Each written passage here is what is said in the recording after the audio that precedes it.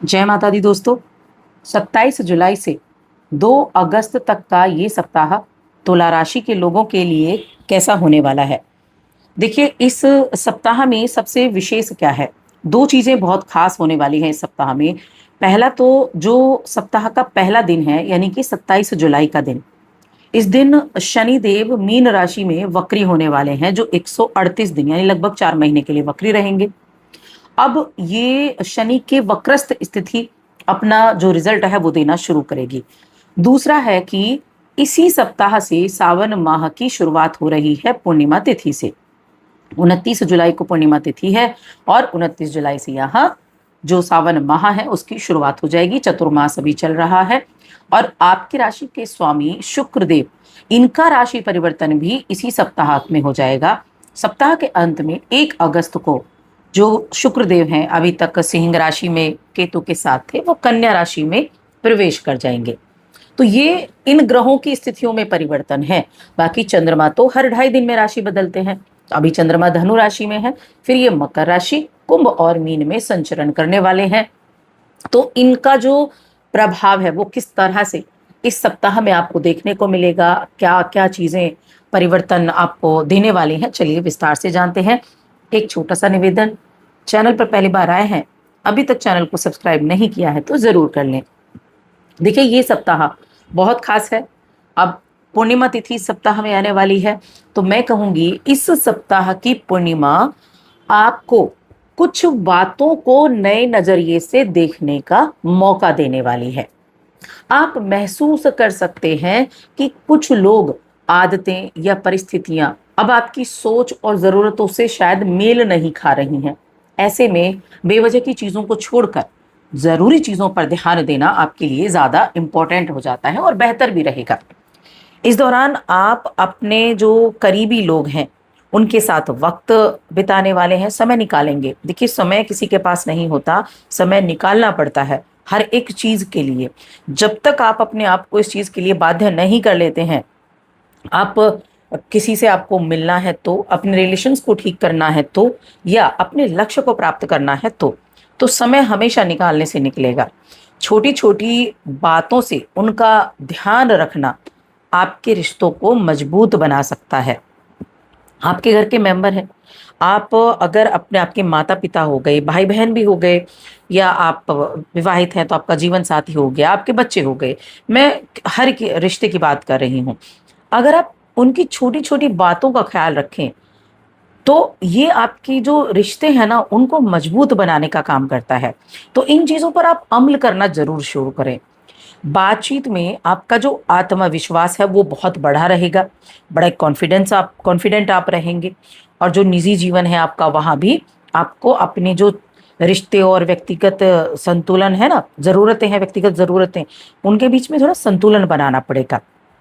क्योंकि किसी अपने के साथ खुलकर की गई बातचीत कई तरह की गलतफहमियों को दूर कर सकती है। हम बहुत बार सिर्फ सोचते रह जाते हैं कि गलतफहमी तो हो गई, लेकिन हम उस बात को कर कर उन गलतफहमियों को दूर नहीं करते हैं। जब तक आप खुलकर उनके साथ बात नहीं करेंगे तब तक वो गलतफहमियां दूर नहीं होंगी।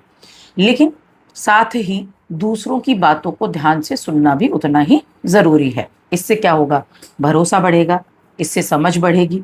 और जहाँ तक हम कामकाज की ही अगर बात करें तो देखिए, कामकाज में आपको कुछ नए अवसर और जिम्मेदारियां भी सामने आ सकती हैं। अगर आप एक टीम वर्क की तरह काम करते हैं, आप किसी प्रोजेक्ट पर काम कर रहे हैं, तो वहाँ टीम के साथ मिलकर किया गया काम आपको अच्छे परिणाम दिलाने का काम करेगा। आर्थिक मामलों में भी खर्चे तो होंगे, लेकिन साथ में आप अपने भविष्य की योजनाओं पर भी नजर बनाकर चलने वाले हैं। उन पर भी आपका पूरा फोकस बना रहेगा कि किस तरह से आपको कार्य करने हैं, किस तरह से आपको चीजों को सिक्योर करना है। अब देखिए, ये जो राशि है ये क्या है, शुक्र की राशि है।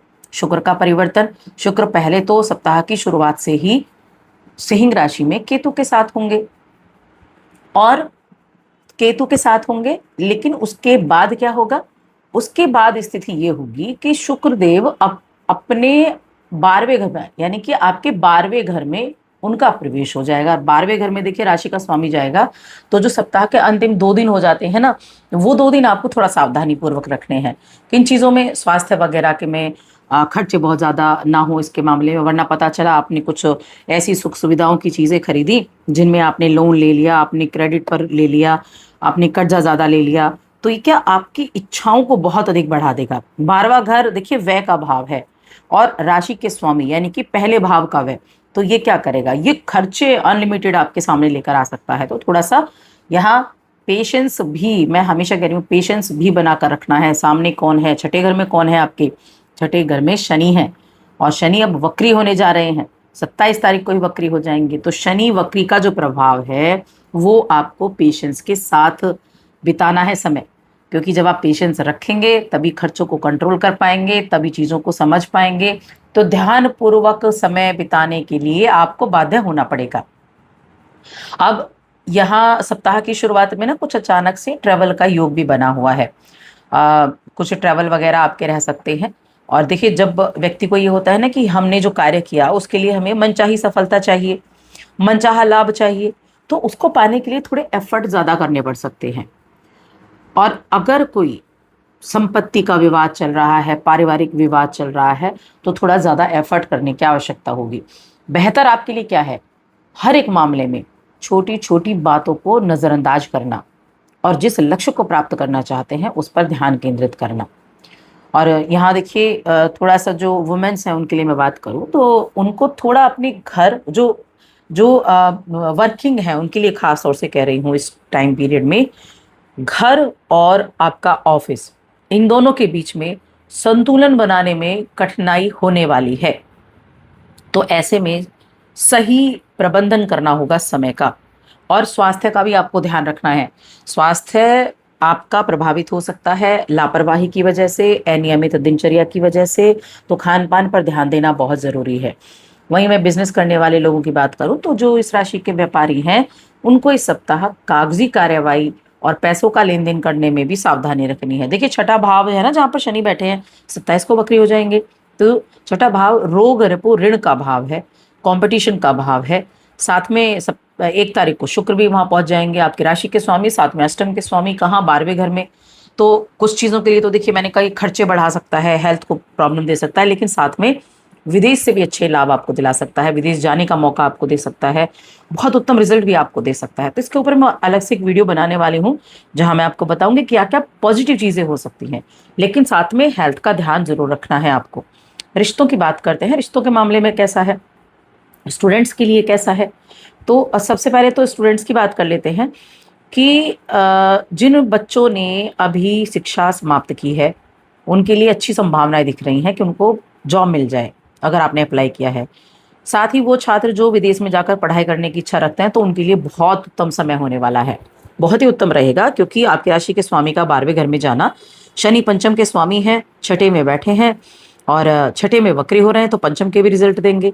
ठीक है, और आपके जो राशि के स्वामी है वो अष्टम के भी स्वामी है, तो बहुत अच्छा संकेत यहाँ विदेश में जाकर पढ़ाई करने का, एजुकेशन प्राप्त करने का, जॉब करने का उनका बना हुआ है। वहीं हम वैवाहिक जीवन और की बात करें तो देखिए वैवाहिक जीवन में जीवन साथी आपकी सहायता भी करेगा, आपके लिए बहुत मददगार भी रहेगा, और अपने रिश्तेदारों से, दोस्तों से अचानक किसी तरह का उपहार भी आपको मिल सकता है, तो वहाँ भी ठीक है। साथ में प्रेम जीवन के मामले में मिला जुला समय रहेगा, क्योंकि प्रेम के कारक भी शनिदेव हैं, और शनिदेव प्रेम के कारक नहीं, प्रेम भाव के स्वामी हैं, और शुक्र प्रेम के कारक आपकी राशि के स्वामी 12वें घर में जाएंगे। तो 1 अगस्त तक तो फिर भी ठीक ठाक है, लेकिन 1 अगस्त के बाद यहाँ प्रेम जीवन में थोड़ी प्रॉब्लम हो सकती है। अब आ जाती है बात कि उपाय क्या करना है। अब देखिए सावन माह की शुरुआत हो रही है, चतुर्मास शुरू हो चुका है। मैंने आपको बताया था चतुर्मास में आपको क्या करना है, तो ये भगवान विष्णु की आराधना, भगवान शिव की आराधना, शिव चालीसा का पाठ, ये करना आपके लिए बहुत उत्तम रहेगा। इन कार्यों को आप कर सकते हैं ताकि आपको अच्छे रिजल्ट प्राप्त हो सके। या फिर आप बस एक उपाय करें, ओम नमो भगवते वासुदेवाय, इस मंत्र का जाप करें प्रतिदिन 108 बार। तो बस आज की इस वीडियो में इतना ही।